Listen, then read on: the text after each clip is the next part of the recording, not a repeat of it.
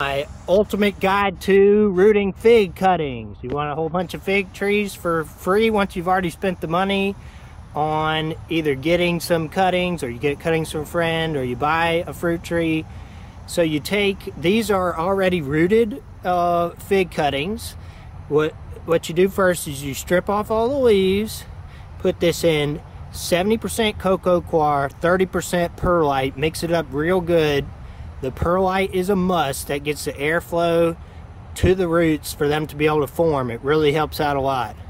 So if you want to get them started, an easy way also is in a big container, same thing, that 70% coco coir, 30% perlite. So right here, these are even a little excessively long, but you need at minimum 2 nodes, ideally 3 to 4 nodes, but I've had it work on even a little tiny piece like this. If you go look at some of my other videos from last year, the little teeny tiny piece that rooted and turned into a fig tree.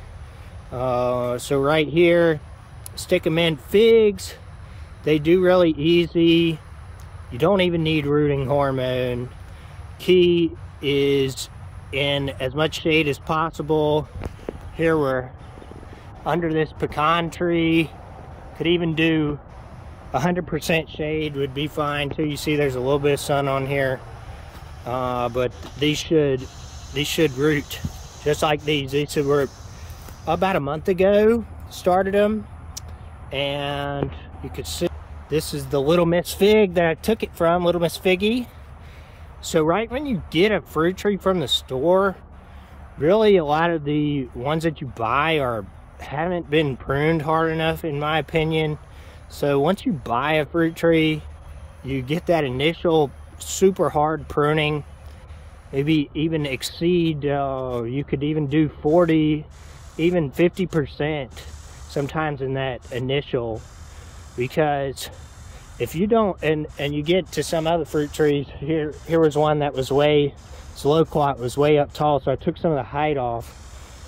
But I've seen some people like driving around and they'll have their fruit trees and like their branches start like at 6-7 foot tall, so they basically be having to use a ladder to be able to pick everything.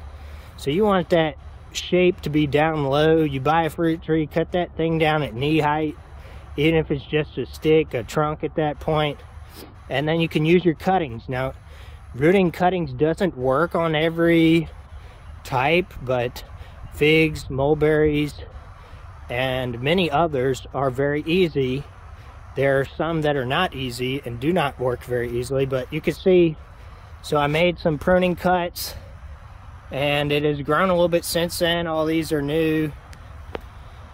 Back to this. So you're gonna let this grow in here for probably a few months. Let the roots really develop good.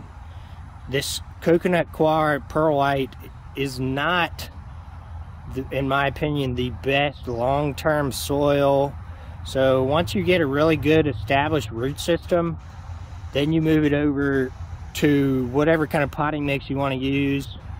You see over here where I do my little pots, we've got right here charged biochar. So this is like I bought it in this powder form, but it was raw, so it had to be charged in compost.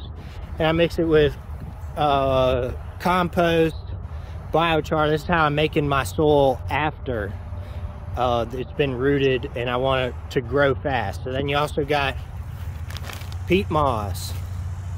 So peat moss has a low pH, compost has a high pH. You mix those together, balances your pH.